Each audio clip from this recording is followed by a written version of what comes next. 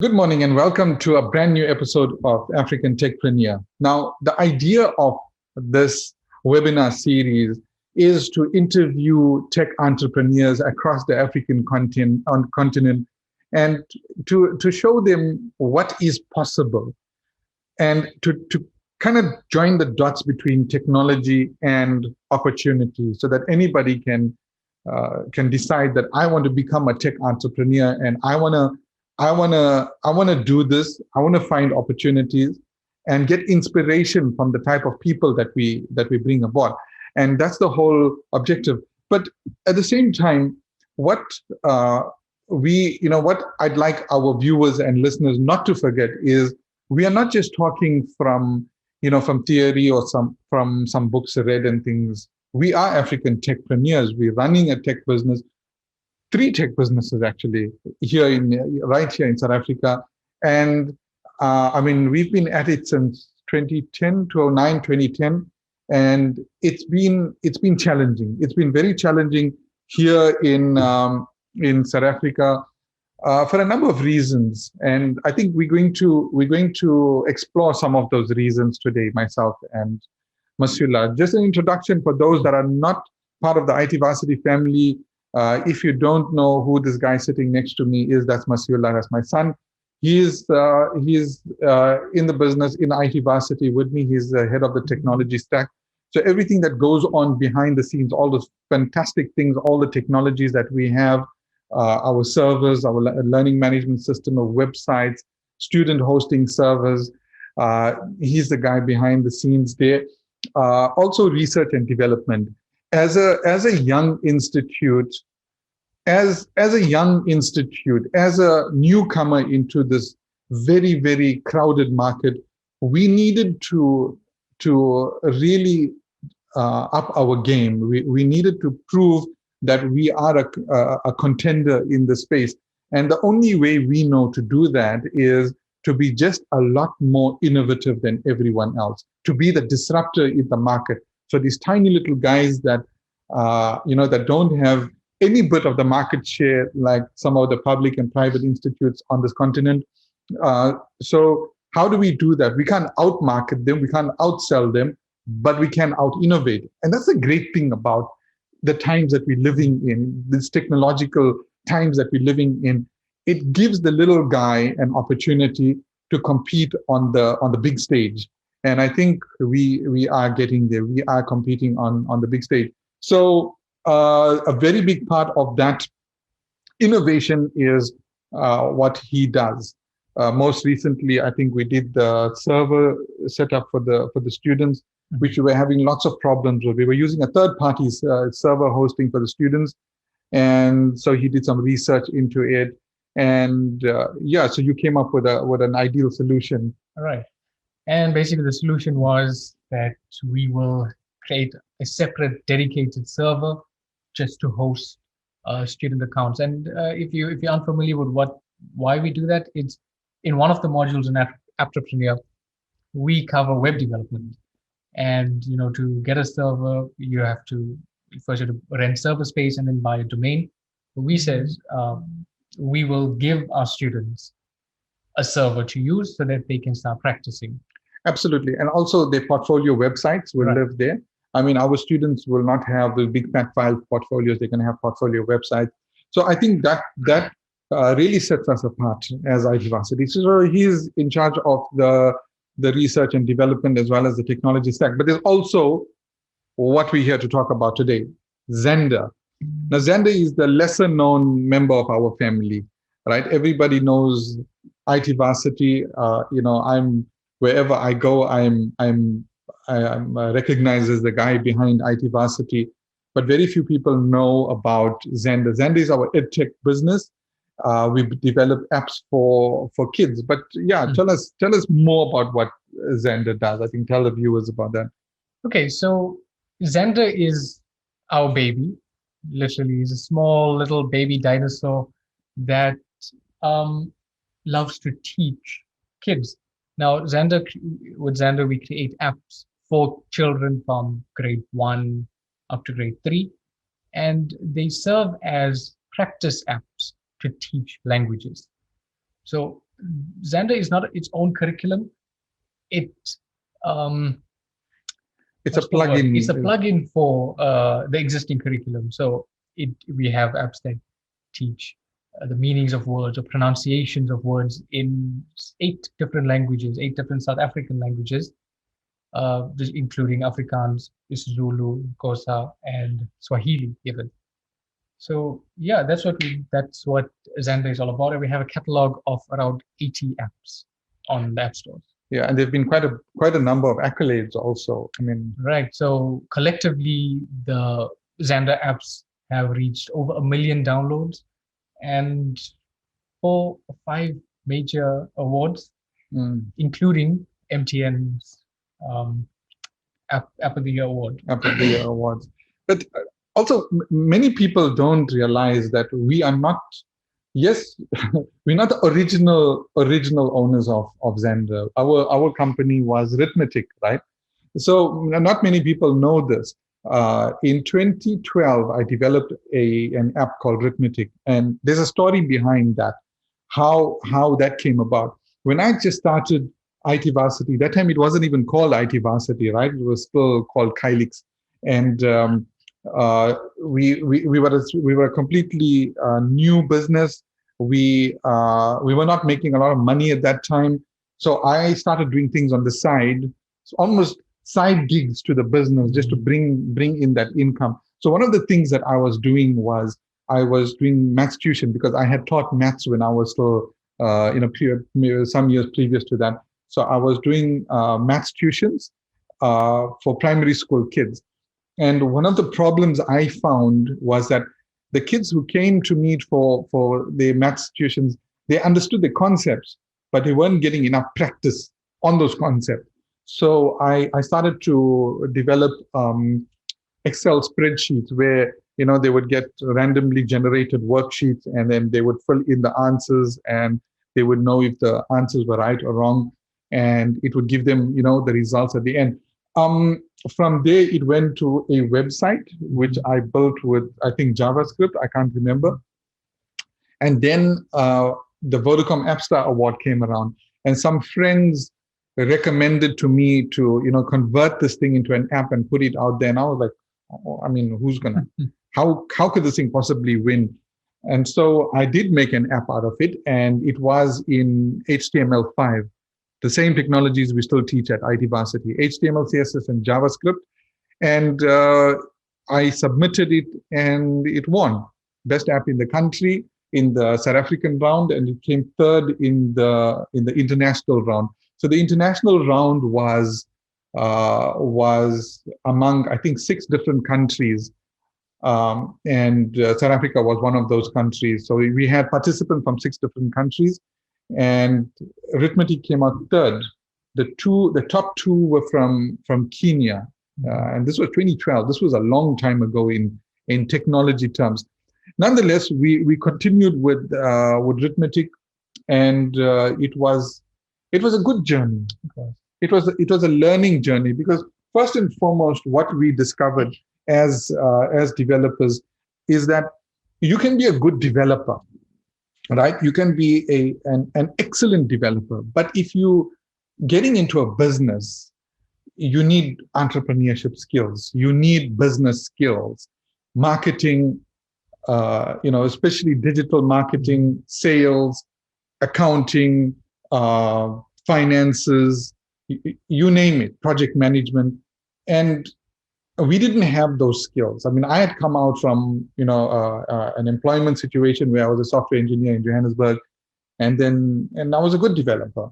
And you were becoming a good developer at that time. You started at, I think, 19, but we'll get back to that.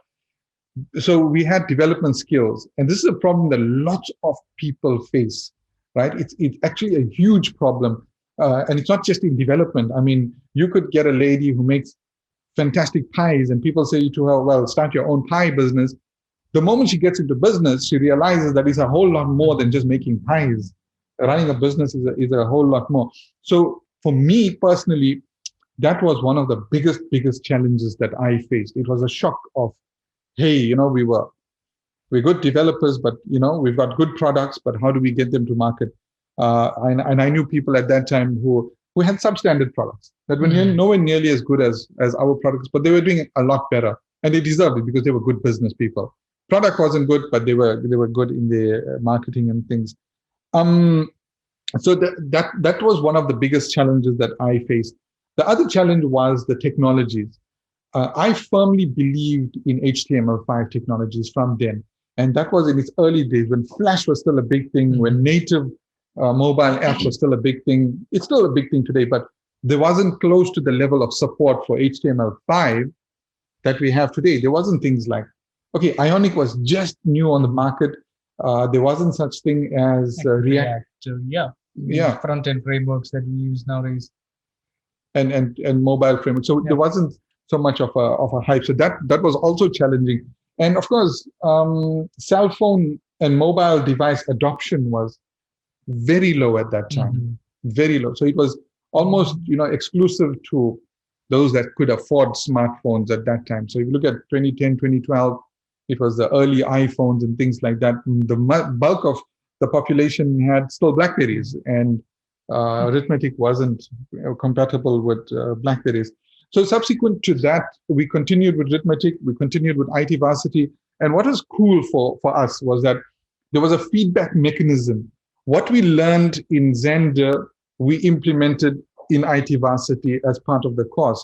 And that was the sort of the genesis of Entrepreneur. So we were not academics that came up with, the idea of an app institute. We were entrepreneurs. And that's where the name comes from. So we were entrepreneurs ourselves that were kind of finding our way, and we decided we want to teach others who share the same passion how to create a business out of it. So we knew firsthand what was the pain, what people needed to know to become business people.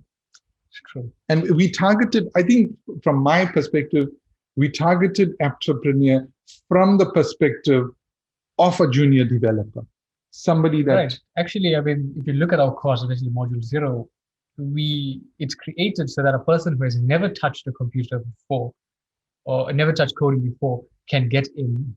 And when we make a claim that you build your first app in 15 minutes. Which is true. But then, I mean, think about beyond just the technology. I often, at that point, I realized that you have two kinds of institutes, right? Those that taught code and those that taught business. But there was nobody doing both. Nobody intertwined them and integrated both fields in such a way that it made sense. So you would need to learn code, and then independently you need to go and learn business, do an MBA at some school. And there wasn't, yes, you could get the two bodies of knowledge, but you couldn't link them together. Right. And what we did was we kind of linked them together, again, from our own experiences. Right. And we are teaching business in the context of a development company. So every business is different and the operations of every business is different, but here we focus on marketing your development projects. Right? Your go-to-market strategy. It's not just, okay, I've got this fantastic app now, I'm sitting with it, what do I do with it? Okay, I'll show it to my mom and dad and my aunts and uncles and cousins, but it's not that, there's a lot more to it. So there's a very particular focus on go-to-market and establishing a business, because I think we realized back then that the future is going to be in entrepreneurship, tech entrepreneurship, specifically African techpreneur. So the roots of African techpreneur were also back then. Now we had challenges, right? When we took over Xander, so we were running arithmetic side by side with IT Varsity, and then we were offered this business, Xander, which was a Cape Town-based company, and they had some challenges. This was late 2019. So we jumped at the opportunity, we took over.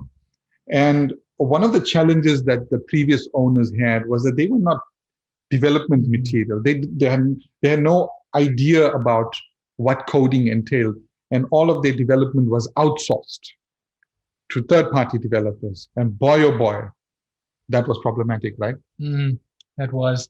So first, I mean, Xander, you can see, fit in very nicely with arithmetic because arithmetic was a math practice app. Xander apps are language practice apps, right? And we do have a few math apps there.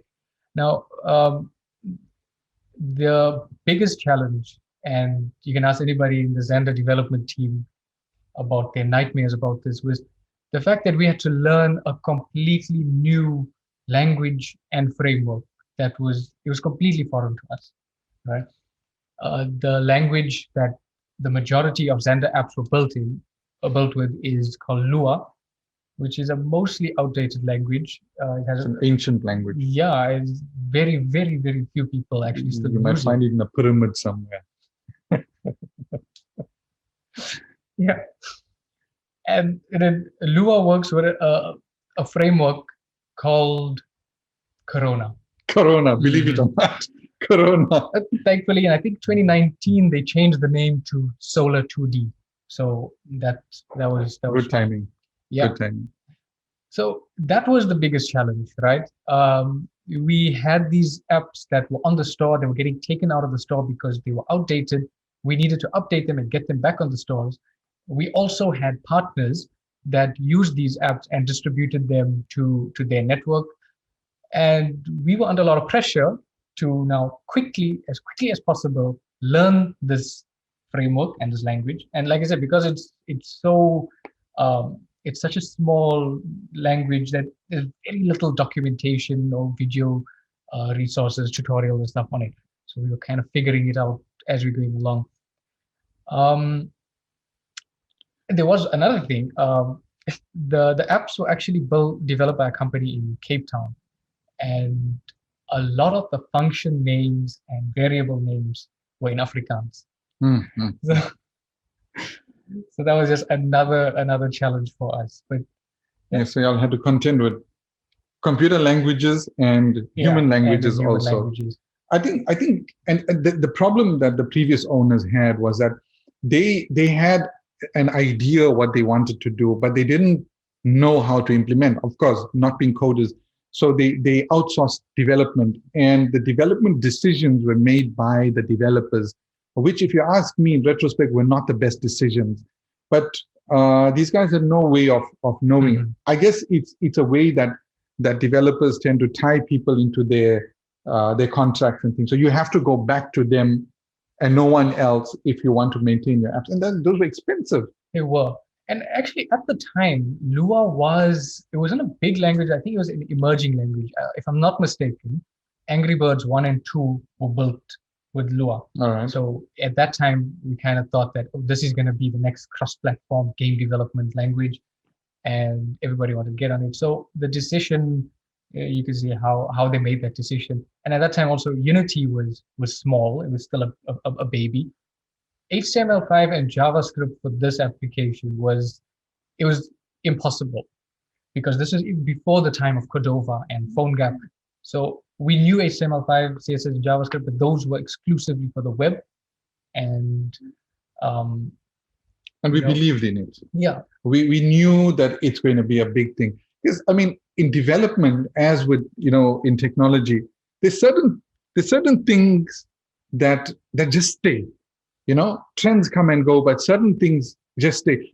I was reading an article yesterday about email, right? Email used to be such a big thing. And then all these so-called experts at one stage, about 10 years ago, they said, well, email is going to die, and there's going to be chat apps, and there's going to be social media that will replace emails. But now they swallowed their words, because they're saying email is making a comeback. Now, one of those things that is not going to go away ever is JavaScript. Right. I mean, HTML, CSS, JavaScript, they are the language of the web. And as long as there's the web, there's going to be those languages. It's been likened to a cockroach, right? When all the creatures in the world might go extinct, but the cockroaches will remain. JavaScript is like that. It wasn't always my favorite language. Coming from a Java background, now Java and JavaScript are not even related at all. So when I started coding JavaScript, I absolutely hated it, because it didn't have the structures that Java has. But we adopted it knowing that this thing is going nowhere, and it's grown in leaps and bounds. Yeah, and there was this massive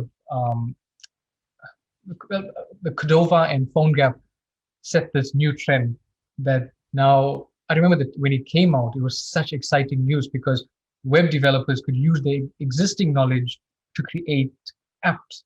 That was phenomenal at the time.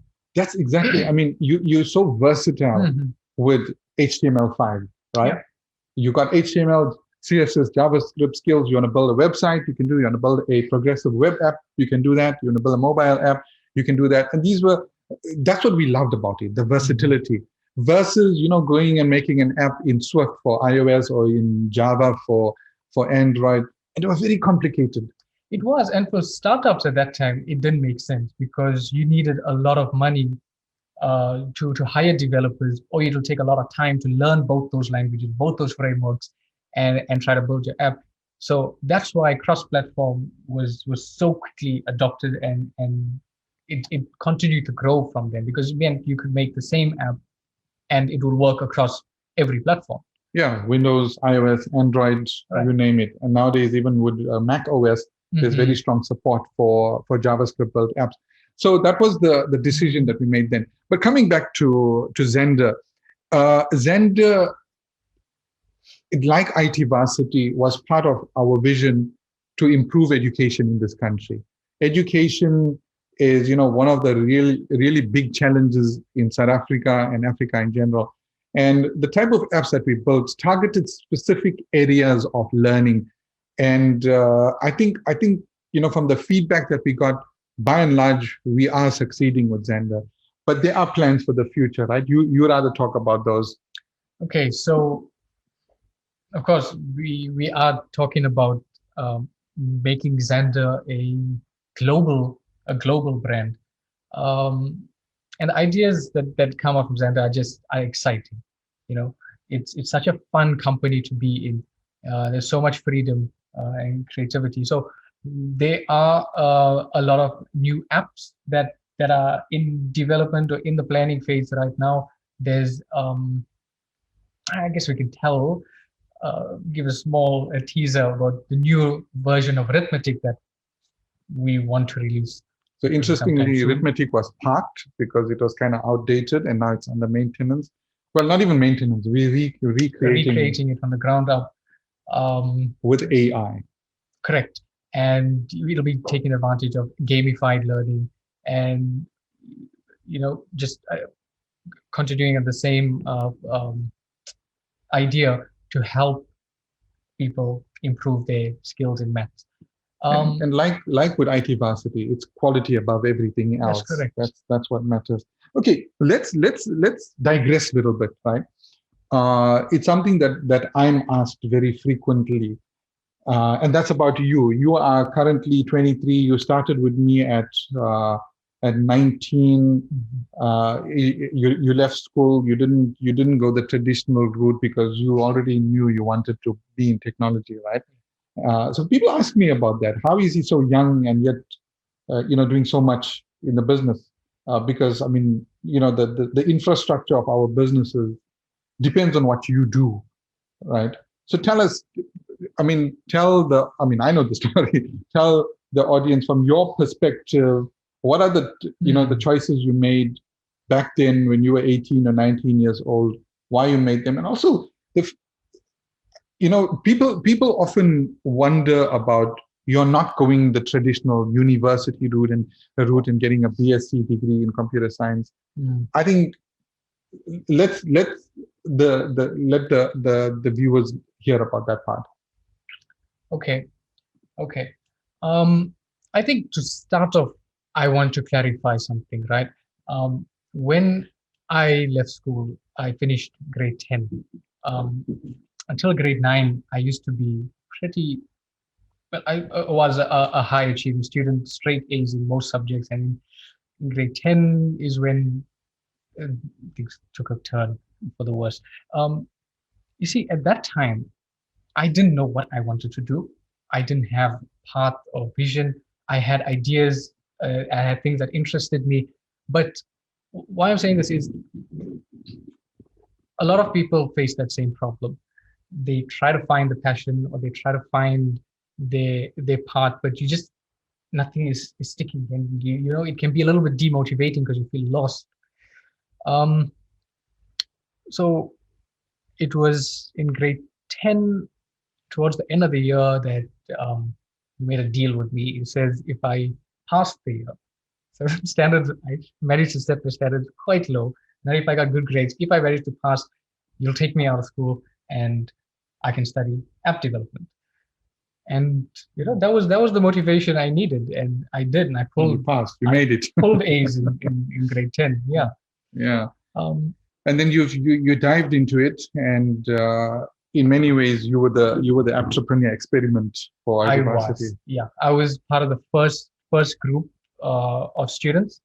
Um, you know, So it was, you were in the first group, actually, the yeah, first set of entrepreneurs. the absolute first, yeah. Yeah. That Who time, was, who was in that group also? Adrian was in your group. no, he was above. Came the year after you. No, he was in the same year, but he was in a different course. Okay. Okay. Yeah, Cool. yeah. So I thought, Shandu came the year after you. Sorry to cut you off. Shandu, who we interviewed, police for, she came the year after you.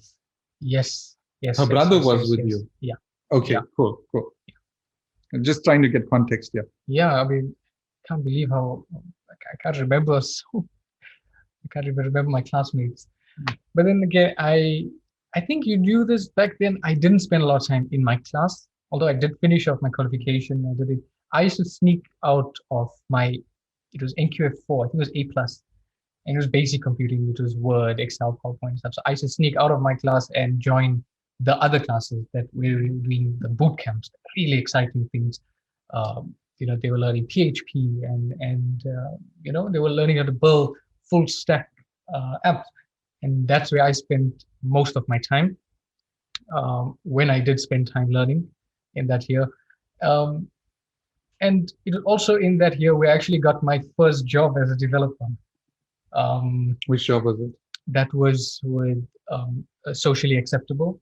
Oh, yeah. Yeah, so I had, through Nazarene Ibrahim from Socially Acceptable, You're doing some I web did design. web design work, and I did some email newsletter templates for a few companies. So Nice. that was, You were what, like 18 that time?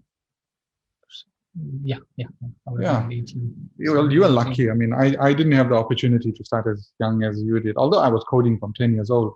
But, well, I guess circumstances were different. I was maybe a bit too ahead of my time. So subsequent to that, okay, that's another story. Then, we our business ultimately went through some very rocky times because the partnership that we were in didn't work out, and then. But that's another topic altogether. I think we should bring that up. That's an interesting story. Yeah. Yeah, how CompuKids came about, and it was tough, but it was good times. It was good times. Okay, that's as much time as we have for today. It's already 11:30. Let's take some questions from the audience for me and Masila. What do you want to know about our journey so far? Akifa, will you read through some of the questions?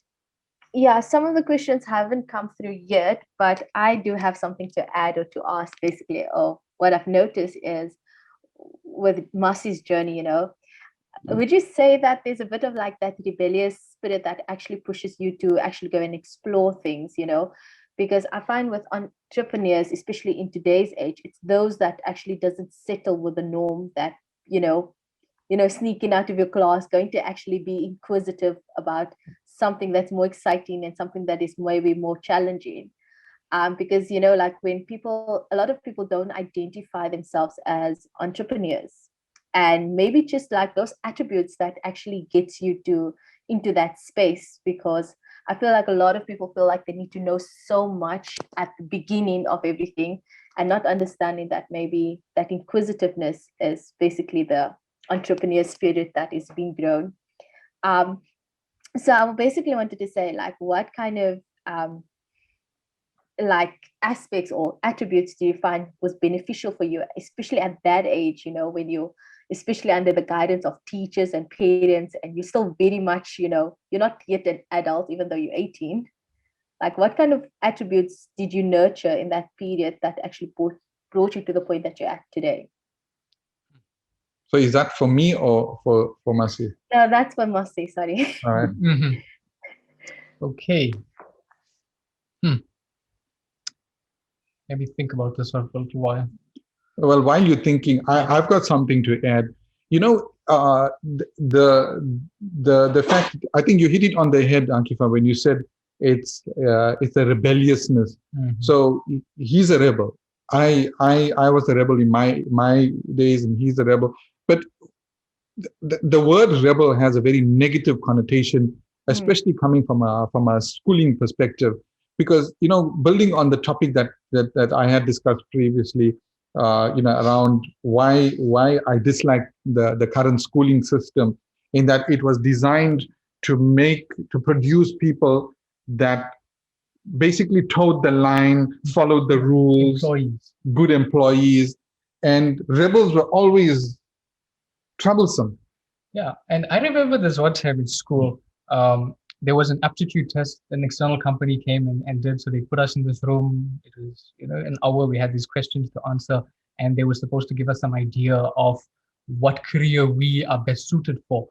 And when the results came through, we got called in, and I wrote down I wanted to be a programmer or a cartoonist. Those were my two passions. And they said, I'm best suited to be an accountant. Wow. Yeah. So that was exactly our reaction at that time. I'll be honest, in front of the counselor, we just kind of chuckled because, no, I will not be an accountant. I will not survive in a field like that. So, I'm going to answer your question, right?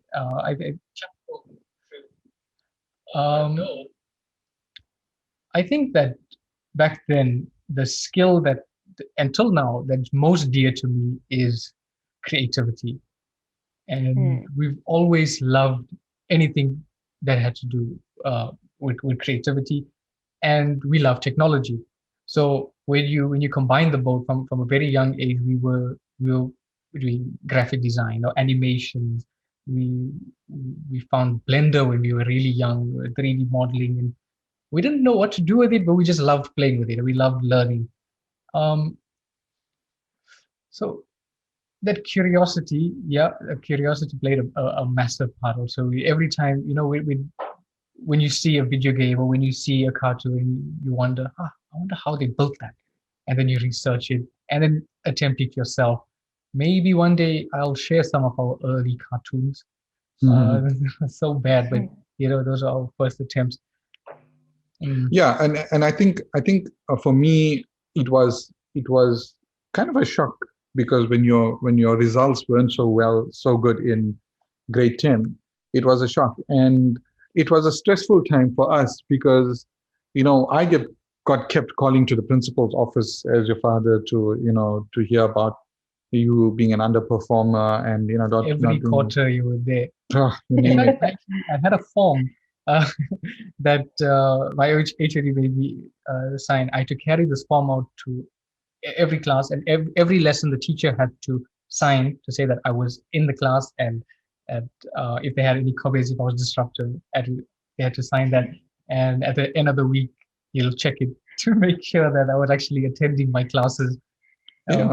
I mean, it's a classical example. It's like Sir Ken Robinson, the guru of creativity. He says that it was a very similar situation where these parents were called into the principal's office because their daughter was just not paying attention in class. Instead of sitting down in class, she would walk around and dance and do some funny things.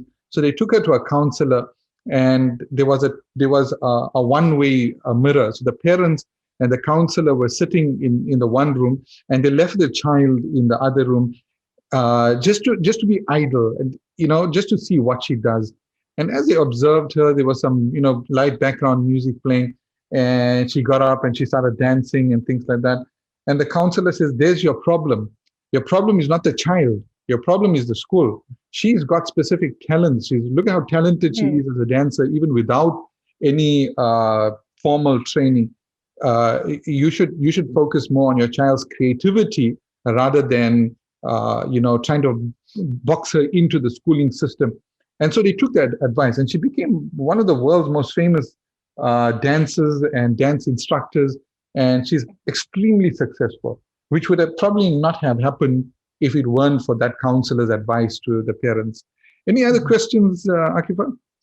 Not on the Facebook of what I'm seeing here, but I definitely think, like, just to add to what you're saying is, our schooling systems, obviously it's not yet there where it should be. And with the area that we're moving, and we're moving rapidly, we look at the guys like Mark Zuckerberg, all the rebellious ones, so-called rebellious people of the world, and we look at the type of things that they go, and the type of visions that they carry out is definitely inspiring.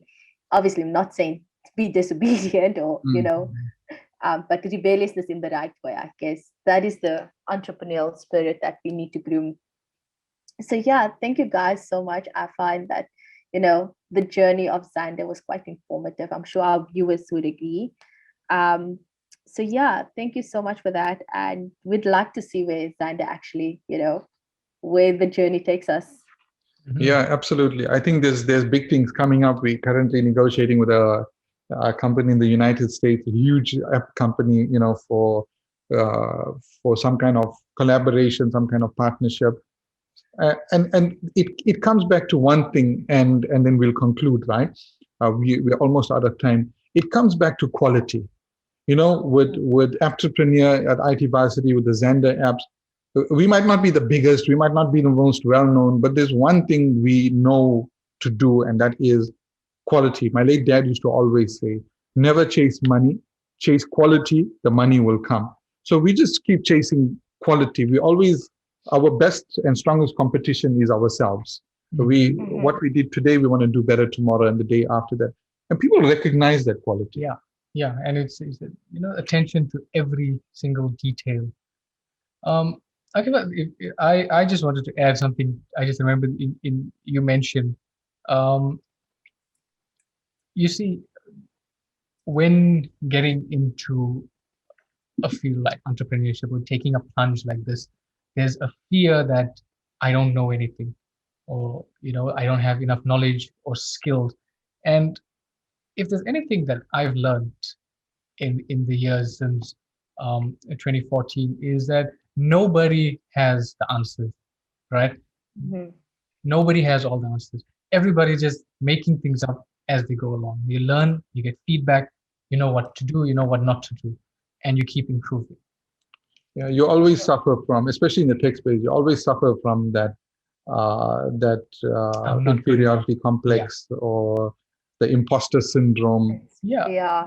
It's an approach that people get lost in. Even going into coding, people get caught in that trap. You say, I'm going to become an app developer, but first I'm going to master the language. I'm going to master the framework.